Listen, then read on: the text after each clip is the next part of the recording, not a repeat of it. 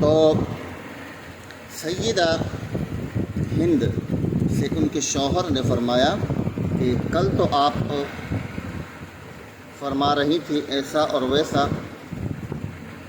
حضرت محمد صلی اللہ علیہ وسلم سے متعلق، اور آج آپ کہہ رہی ہیں کہ میں ان سے بیعت کر رہی ہوں اسلام پر۔ تو فرمانے لگی واللہ ما رأیت اللہ عبد حق عبادته فی هذا المسجد قبل اللیل واللہ ان باتوا الا مصلین۔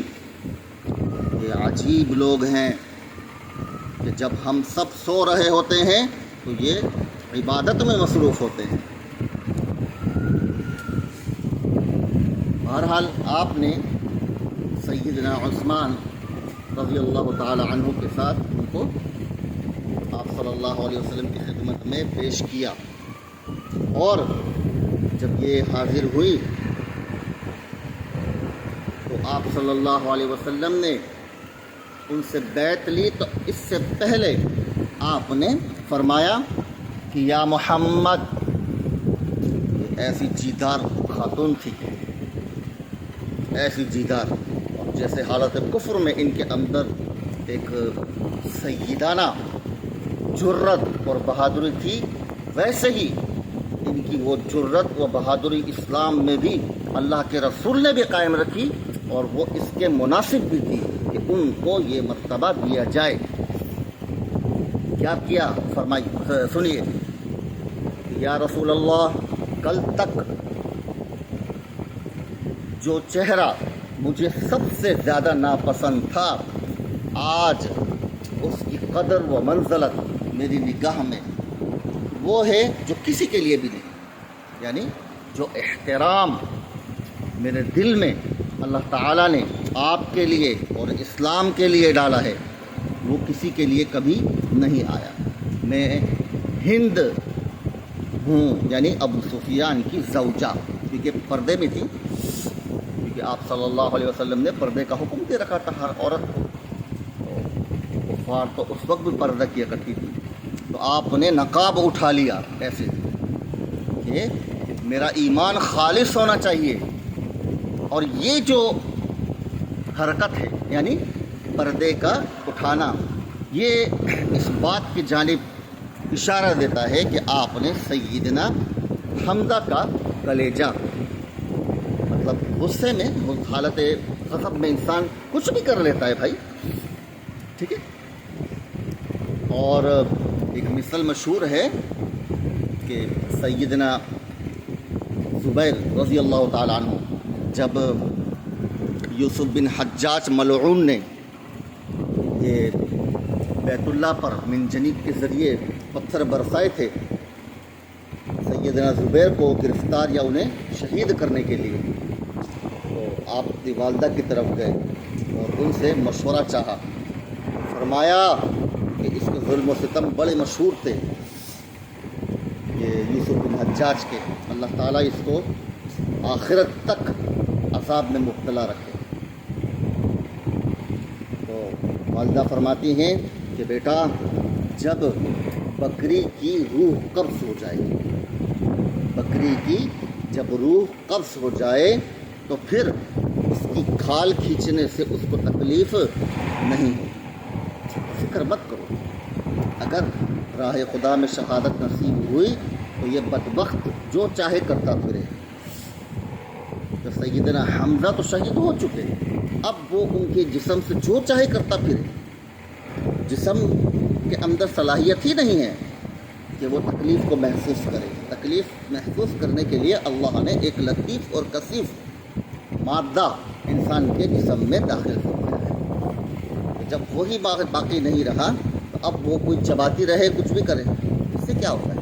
ہاں یہ ہے کہ اسلام نے اس چیز سے منع فرمایا ہے، مسلح جسے کہا جاتا ہے۔ تو یہ جو آپ نے اپنا چہرہ واضح کیا، اس کی وجہ تھی یہ کہ آپ صلی اللہ علیہ وسلم دیکھ لیں کہ ان کا ایمان سچا اور حق ہے، یعنی دل سے اسلام کو قبول کرنا چاہتی ہیں، تاکہ آپ صلی اللہ علیہ وسلم ان کو دیکھیں اور پھر اپنے چچا سیدنا حمزہ رضی اللہ تعالی عنہ کا وہ شہادت یاد کریں اور پھر جو فیصلہ ہو اسی وقت فرمائیں.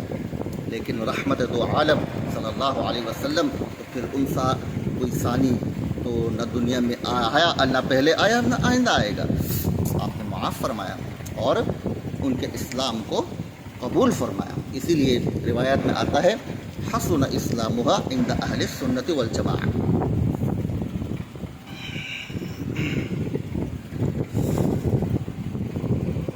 باقی قصہ مشہور ہے، آپ جانتے ہیں کہ آپ صلی اللہ علیہ وسلم بیعت فرمائی کہ چوری نہیں کریں، قرآن میں بھی موجود ہے کہ چوری نہیں کریں گی، اپنے بچوں کو زندہ درگور نہیں کرے گی، زنا نہیں کریں گی، اس بات پر بیعت کرو.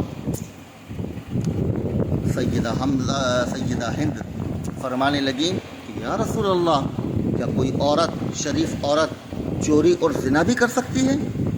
یعنی یہ تعجب کیا.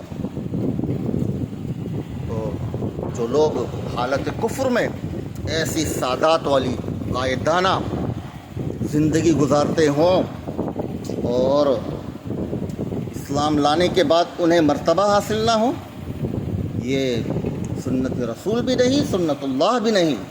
انزل الناس منازلهم، اللہ کے رسول نے کیا فرمایا؟ انزل الناس منازلهم، لوگوں کو ان کا مرتبہ دو.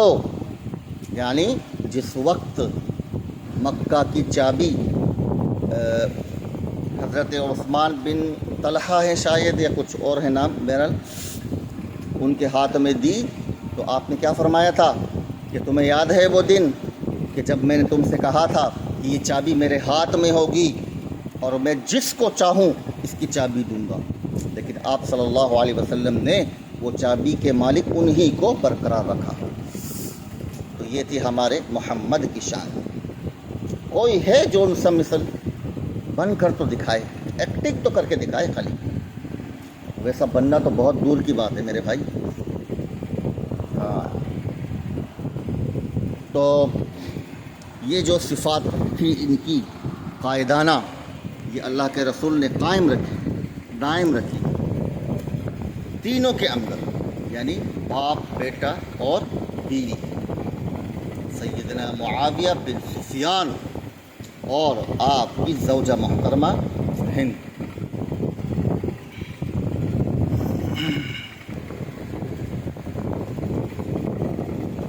وَلَا تَقْتُلْنَ أَوْلَادَهُنَّ، اور اولاد کو زندہ درگور نہ کریں گے، جیسا کہ حالات تھے پہلے کفار کے، یعنی اسلام سے قبل. وہاں پر سیدہ ہند نے ایک مطلب اشارتاً ایک بات کہی، جیسے ہم اپنی زبان میں کہتے ہیں نا پوائنٹ مارا. دوست یار احباب مل کے کوئی بھی کنایا کے اندر کنایتاً کوئی بات کہتا ہے تو کہتے ہیں پوائنٹ مارا اس نے. تو آپ نے فرمایا کہ جن کو ہم نے، ہماری اولاد کو تو ہم نے خوب پالا، جوان ہوئے تو آپ نے قتل کر دیا.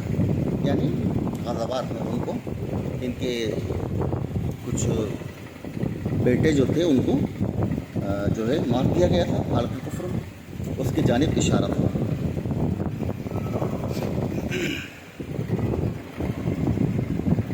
تو اور اس بیعت کے بعد آپ صلی اللہ علیہ وسلم نے قرآن کریم کی وہ آیت جو ہے کیا کہتے ہیں،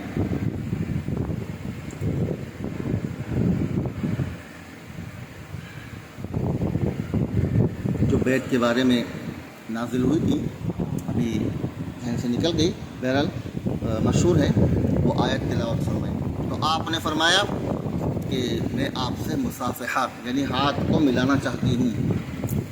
آپ صلی اللہ علیہ وسلم نے منع فرمایا اور پھر یہ واپس گھر کو لوٹیں اور اپنے ہاتھوں سے ان بتوں کو توڑ دیا اور فرمانے لگی تمہاری وجہ سے ہم دھوکے میں مبتلا رہے. کنا منک فی غرور، تم لوگوں کی وجہ سے ہم اتنا زمانہ دھوکے میں رہے. خدا کے اللہ اب کتوں کو مطلب سنا رہی ہیں غصے میں، بات کو سمجھیں. تو یہ تھی ایک مختصر میں نے آپ کو بتایا ہے. اس کے علاوہ غزوات میں بھی شریک ہوئی ہیں. سیدہ ہند غزوات میں شریک ہوئی ہیں اور چیخ چیخ کے چلا چلا کر مسلمان مجاہدین اسلام کو اشعار سناتی تھی اور ان کو ابھارتی تھی. یہ عرب کا ایک خاصہ رہا ہے. آپ دیکھ لیجئے تاریخ میں کہ اٹھو. ان کے الفاظ بھی بڑے عجیب تھے، کوئی ایسے ویسے بھی نہیں. ایسی ماشاءاللہ فصیحہ خاتون تھی کہ فرماتی تھی ان بے وقوف جوانوں کے سروں کو جدا کرو، ان کے سروں کو جدا کرو. اضربوا اقتلوا رؤوس هؤلاء الغلفان. ان بے وقوف جوانوں کے سروں کو جدا کرو. ایسا ایمان لایا. اور انجینئر ہمارا دھوکے میں پڑا ہے بیچارہ. ہم تو علی والے ہیں، ہم تو علی والے ہیں.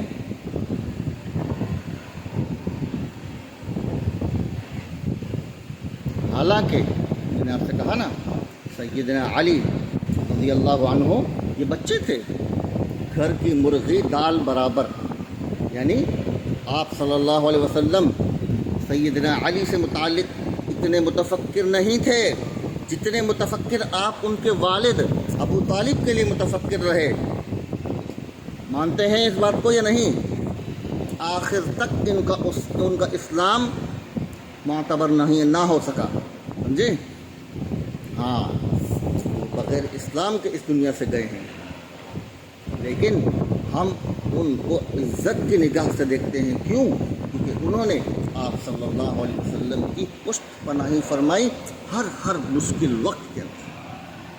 لیکن بس غیرت کے تقاضے نے ان کو اسلام سے دور کیا، اور یہ چیز اللہ کے ہاں مقبول نہیں. کہ میں نے آپ سے کہا نا کہ خدا کے خزانوں میں کسی چیز کی کمی نہیں ماں سوائے عاجزی کی. اور اس عاجزی کے اختیار نہ کرنے نے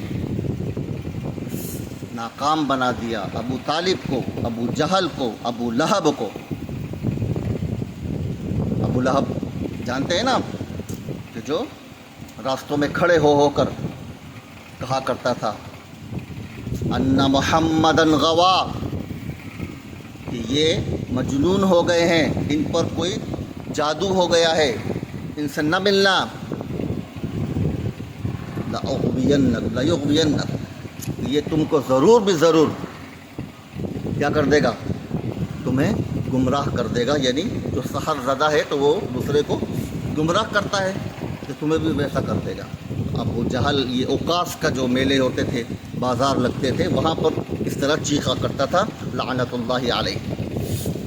تو اللہ تعالیٰ نے اس کو عبرت کا نشان بنایا. تبت یدا ابی لہب وتب، قرآن میں موجود ہے. اور اس کی جو بیوی تھی وہ بھی اسی طرح جو ہے بدبخت ہو کر اس دنیا سے رخصت ہوئے.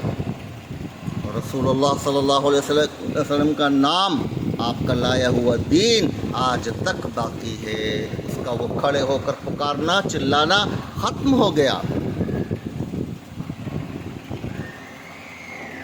تو میں یہی بات آپ سے کہنا چاہتا ہوں کہ آپ بھی خدا را ان اخیار الامت کے متعلق بکواس کرنا بند کر دیجئے. ان کی قدر و منزلت میں ذرہ برابر کمی نہیں آئے گی. تو کیوں اپنے آپ کو دوسرے کے لیے مطلب جہنم کے گڑھے میں ڈالتے ہو؟ کتنی بے وقوفانہ بات ہے. اگر ذرا سا آپ غور فرمائیں، ذرا سا اگر عقل ہو تو، یعنی ایک ایسے شخص کے لیے میں اپنی زندگی داؤ پہ لگاؤں کہ جو عند اللہ پہنچ چکے، جو کچھ کیا اس کو پہنچ چکے، غلط کیا اچھا کیا اس کو پہنچ چکے. اب میرے اور آپ کے تبصرے سے ان کو فائدہ کیا ہے؟ مجھے بتائیے نا. اتنی واضح بات مجھے آپ کو نہیں سمجھ میں آتی تو پھر کیا فائدہ ہے ہمارا عقل مند ہونے کا، ایک عاقل ہونے کا؟ پھر تو ہم اگر جانور ہوتے تو زیادہ بہتر تھا، یعنی کہ جن سے کوئی حساب کتاب تو نہیں ہے نا. لیکن جب معلوم ہو کہ ہم سے حساب بھی ہے کتاب بھی ہے اور اس کے باوجود ہم اللہ کے اس دین کو اس طرح استعمال کریں، یہ بڑی بد نصیبی کی بات ہے. تو ایک تو یہ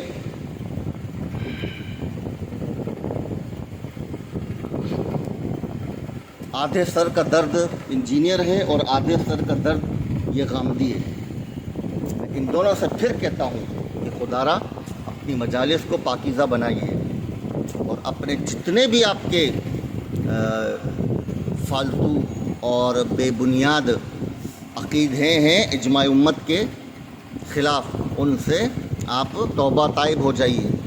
کہ میں انشاءاللہ العزیز ایسی ریٹ ماروں گا کہ ساری دنیا کو جمع کر دوں گا. اور بإذن اللہ سبحانہ و تعالی یہ بھی یاد رکھیے کہ اس وقت ہر چیز آپ کے ہاتھ میں دوں گا. ٹھیک ہے، پورا احادیث کا کتب خانہ آپ کے ہاتھ میں دوں گا، تمام تفاسیر ہاتھ میں دوں گا. ٹھیک ہے، اور ٹیلی فون دوں گا، موبائل دوں گا. کہ اپنے عقائد کے لیے اگر کچھ بھول چک ہو جائے تو دیکھ لینا، اور ایک چیز اپنے ہاتھ میں نہ رکھوں گا، اور تمام کے تمام عقائد آپ کے روئی کے گالوں کی طرح ہباء منثورا ایسے اڑا دوں گا، مگر بإذن اللہ تعالی. کیونکہ یہ سب نہیں چل سکتا دین میں، سب جھوٹ ہے. ٹھیک ہے، یہ آپ کی جو باتیں ہیں، یہ جو الفاظ کا جو آپ یہ لفاظی کیا کرتے ہیں، یہ ختم کیجئے. ہمارا دین بہت سادہ ہے، اس میں صرف سادگی جو ہے وہ مطلوب ہے، بس اور کچھ نہیں. اس لیے کوشش مت کیجئے محترم بننے کی، آپ نہیں ہیں محترم. محترم وہی ہوا کرتا ہے جو عند اللہ محترم ہو. اور ایک عجیب بات اور سن لیجئے، کسی ایسے شخص کی تعریف کرنا، کسی ایسے شخص کی تعریف کرنا جو عند اللہ مبغوض ہو، حرام ہے. فتویٰ دیکھ لیجئے، جسے ہمارے بعض احباب یہ ہمارے پرانے پرائم منسٹر سے متعلق قصیدے جو پڑھتے ہیں، کہ جس نیت سے بھی کہتے ہوں حرام ہے. آپ کو معلوم نہیں ہے، کیونکہ آپ کی بات کا اثر ہو رہا ہے امت پر. کیسے خدا کو جواب دو گے؟ کیا آپ کو وہ حدیث نہیں پہنچی کہ بہت سے لوگ روز محشر جہنم کے گڑھے میں پھینکے جائیں گے، جن کو ہم مفتی صاحب اور مفتی صاحب کہا کرتے تھے؟ یاد ہے؟ ذرا دیکھ لیجئے تاکہ ذرا عقل ٹھکانے آ جائے. کیونکہ یہ علم جو ہے یہ انسان میں ما سوائے تکبر کے کچھ پیدا نہیں کرتا. اس لیے میں کہتا ہوں کہ اس کے حصول کی کوشش کرنا، یہ کوئی فائدہ اس میں نہیں ہے. مسابقت فی الاعمال یہ مطلوب ہے عند اللہ، اسی میں لگیے. تو یہ تھی ہماری سیدہ ہند رضی اللہ عنہا سے متعلق چند باتیں. اور اب سیدنا ابو سفیان اور سیدنا معاویہ رضی اللہ عنہ کی انشاءاللہ کل کسی وقت ویڈیو بنا کر اس باب کو ختم کرنا ہے انشاءاللہ. اور کل کوشش کریں گے یا پرسوں کہ باقاعدہ کلاسوں کا آغاز ہو. اور یہ کلاسیں جو مشتمل ہوں گی 3 چیزوں پر مشتمل ہوں گی، ذرا آپ غور سے سن لیجیے.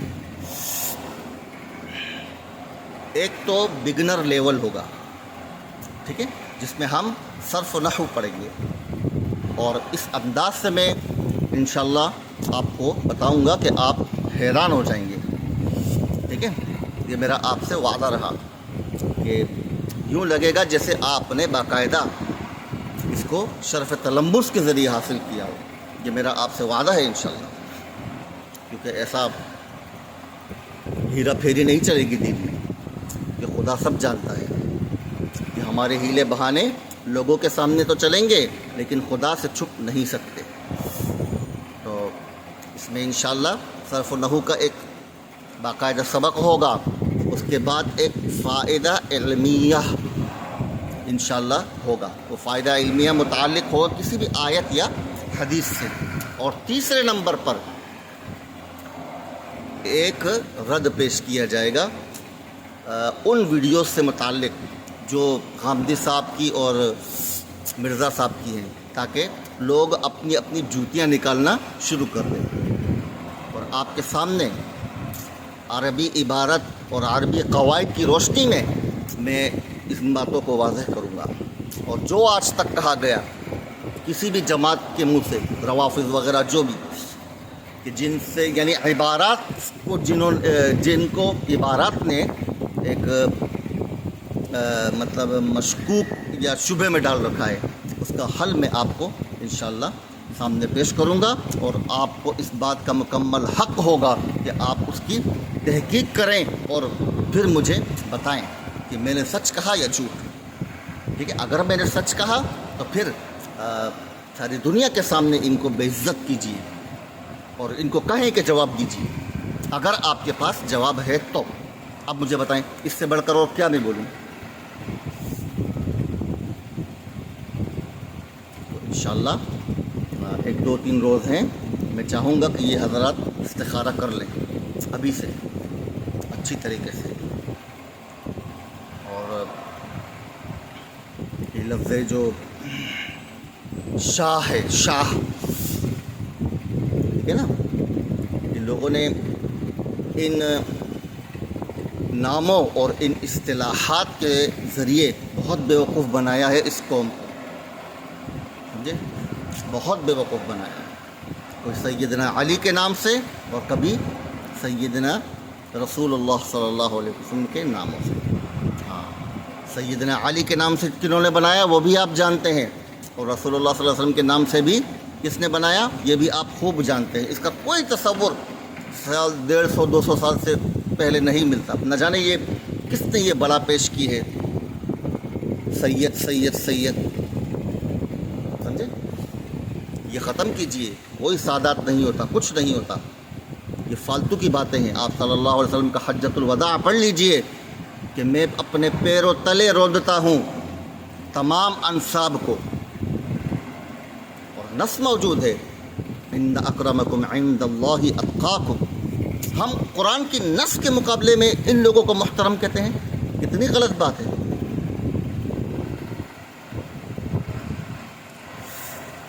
بھلا ہم اپنی زندگی کے اندر دیکھیں کہ ہم کسی بھی شخص کو ماں کی طرف منسوب نہیں کرتے ہیں، باپ کی طرف کرتے ہیں، ایک شرم محسوس کی جاتی ہے کہ باپ کی طرف کیوں منسوب نہیں کیا جائے گا؟ کیا یہ حرام ہے؟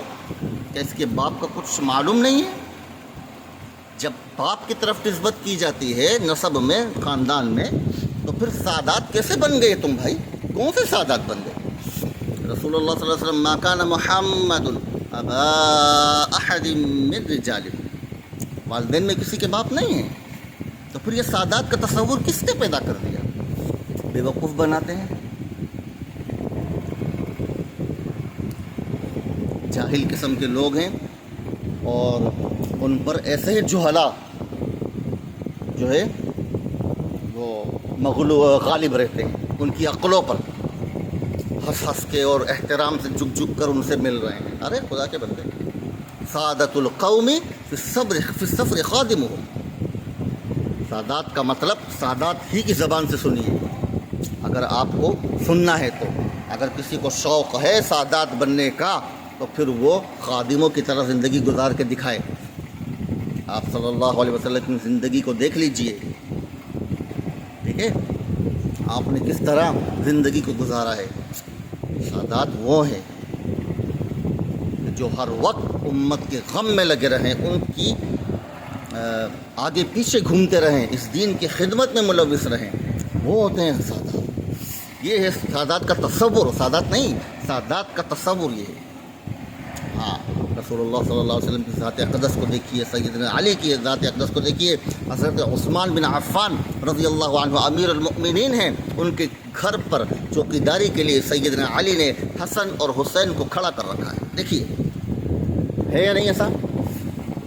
اور یہ ہمارے آج کے سادات جو ہے وہ بے غیرت قسم کے، نہ علم میں ان سے ان کا کوئی تعلق ہے، نہ عمل کے اعتبار سے، بس خالی وہ اچھے کپڑے پہننا اور اچھی وضاقتہ کو اختیار کر کے لوگوں کو چوتیا بناتے رہنا، بس یہ دین میں رہ گیا۔ ان لوگوں نے اتنا نقصان دیا ہے دین کو، اتنا میں آپ کو بتا نہیں سکتا۔ کوئی حاجت نہیں اور نہ ہی کوئی یہ کیا نام ہے، کوئی ایسی بات سامنے آتی ہے کہ جو ضرورت محسوس ہو کہ ان لوگوں کے سامنے ہم جو ہے بڑے ادب کے ساتھ بیٹھ جائیں۔ نہیں بھائی، میرے نبی کی سنت نہیں ہے یہ۔ وہ تو خادم ہوا کرتے تھے، سمجھے؟ وہ تو خدا کی مخلوق کے لیے آگے پیچھے گھوما کرتے تھے، وہ ان کا یہ کام تھا۔ سادات سے متعلق میں اگر ایک سمجھانے کے طور پر اگر آپ سے کہوں نا، تو گری پڑی قوم وہ سادات ہو، یعنی جو مسلمانوں کی خدمت میں لگی رہے دن رات، یہ ہوتا ہے سادات کا کام۔ آپ صلی اللہ علیہ وسلم نے پیٹ پر جو پتھر باندھے ہیں، کیوں؟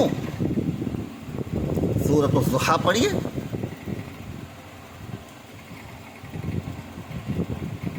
کہ ان قریب ہم آپ کو اتنا کچھ دیں گی کہ آپ راضی ہو جائیں گے۔ فرمایا کہ نہیں؟ تو یہ دنیا اس کی کوئی حیثیت نہیں ہے، اور خود حجۃ الوداع کا خطبہ ہمارے سامنے موجود ہے، تو پھر کس بات کی شاہ؟ بڑی شان سے لکھتے ہیں شاہ فلاں شاہ فلاں شاہ فلاں شاہ۔ ایک ہے بے غیرت قسم کا انسان، ہمیں دوست احباب نے منع فرمایا کہ آپ اس قصے کو نہ ذکر کریں، لیکن میں ایک بطور انسانیت کے ان کا دماغ درست کرنا چاہتا ہوں کہ وہ اس قسم کی حرکتیں چھوڑ کر خدارا اپنی زندگی کو قیمتی بنائیں، سمجھے؟ یہ دھوکہ آپ کے ذہنوں میں شیطان نے جو ڈال رکھا ہے نا، یہ ختم کیجئے۔ اور بعض لوگ دلوں کو خوب جانتے ہیں، ان کی ایک ایک لفظ سے بدبو کو محسوس کرتے ہیں کہ تم اندر سے کیا ہو، سمجھے؟ ہاں، ایسے بدبخت ترین لوگ اپنے آپ کو محترم بنائے پھرتے ہیں کہ جن کی بات اگر زبان پر لاؤں تو آپ کانوں کو ہاتھ لگا لیں گے، ٹھیک ہے؟ ایسے بدبخت لوگ، اور یہ سادات کا کوئی تصور نہیں ہے اس عالم کے اندر۔ خدارا یہ چیز ختم کیجیے، ہاں، یہ ایک بدعت سمجھیے، نہ جانے کس نے ایجاد کر دی، اب وہ چلتی جا رہی ہے چلتی جا رہی ہے۔ ایک جگہ چندہ ہو رہا ہے تو کہتے ہیں کہ سادات پہلے کھڑے ہو جائیں۔ ارے کیوں بھائی سادات کھڑے ہو جائیں؟ یہ کون سا تبرک ہے کہ سادات کھڑے ہو جائیں؟ اور ان کے تبرک سے کیا فائدہ ہو رہا ہے امت کو بتائیے؟ پٹ رہی ہے امت، گل رہی ہے، سڑ رہی ہے۔ کہاں ہیں وہ جن سے تبرک کی امید لگائے آپ بیٹھے ہیں؟ ان کی تو کوئی حیثیت اس عالم میں نہیں ہے۔ ہاں، سادات تو وہ ہوتے ہیں جو اللہ کے دین پر کامل عمل کرنے والے ہوں، جن کے قلوب، جن کے سینے خدا اور اس کے رسول اور اس کے دین کی محبت سے بھرے ہوئے ہیں۔ ایسے 2 ٹکے کے لوگ جو ہمارے مادر علمی جیسی جگہوں میں آ کر بیٹھ گئے، سمجھے؟ ان کی تو ایسے لوگوں کی تو جگہ میں کہتا ہوں کہ ان وڈیروں کے جو خادمین ہوتے ہیں، جن کا وہ حال جو بنائے رکھتے ہیں، اس سے بھی گئی گزری ہے، سمجھے؟ لیکن میں نے آپ سے کیا کہا؟ یہ دنیا کیا ہے؟ خافضۃ الرافعہ، کہ یہاں معزز کو ذلیل اور ذلیل کو معزز بنا دیا جاتا ہے، ٹھیک ہے نا؟ تو ایسے لوگ بڑے معزز بنے پھرتے ہیں اندر خوب سے باطن کو لیے۔ تو میں بطور نصیحت، اب وہ چاہے برائے تنقید سمجھیں یا جو بھی سمجھیں، ٹھیک ہے، ایسے لعنتیوں سے، ایسے بے غیرت قسم کے لوگوں سے میرا کوئی تعلق نہیں، لیکن میں چاہتا ہوں کہ ذرا انسان کی اولاد بنیں، اپنے آباء و اجداد کو دیکھیں، اپنے آباء و اجداد، اپنے خاندان کو دیکھیں۔ آپ خود تو بڑے سادات بنے پھر رہے ہیں، باپ کو دیکھیے کہ کیا وہ علماء کی مجلس میں بیٹھنے کے قابل ہے؟ ماں کو دیکھیے کیا وہ کسی متبرک، کسی معتبر محفل میں جانے کے لائق ہے؟ بہن کو دیکھیے، بھائیوں کو دیکھیے، ماموں ذات، خالہ ذات کو دیکھیے۔ خاندان تو اس کو کہتے ہیں بھائی، پورا کا پورا متقی پرہیزگار ہے تو کہیے کہ ہاں آپ ہیں سادات، اور جن کی نسل ہی ایسی بدترین ہو کہ اس کو کچھ کہنے کی حاجت ہی نہیں ہے، لوگوں کی زبان پر ہے، ان کی بدبختی، ان کی بد کلامی کہ کوئی حاجت باقی نہیں رہتی۔ تو میں تو حیران ہوتا ہوں ایسے لوگوں پر کہ جو ان کو جھک جھک کر سلام کیے دیتے ہیں، حالانکہ وہ عقل رکھتے ہیں کہ اس کو کیا دیکھ رہے ہو آپ، اس کے باپ کو دیکھو، ان کے خاندان کا سلسلہ دیکھو کہ آیا وہ اس لائق، اس قابل ہے کہ ان کو آپ اتنا بڑا درجہ دیں، اور وہ بھی پھولے نہیں سما رہے ہیں، پھولتے جا رہے ہیں، پھولتے جا رہے ہیں۔ تو یہ تسلسل ختم کیجئے، اس چیز کو ختم کیجئے۔ اس چیز کو امت نے بہت زیادہ نقصان پہنچایا اسلام کو اس چیز کے ذریعے، کبھی سیدنا علی کے نام سے، تو کبھی کس کے نام سے، کبھی امام حسن حسین کے نام سے۔ ایک بدبخت مجھ سے کہتا ہے کہ تم میرے نانا کے دین ہو، اب اس کا نانا بھی بن گئے۔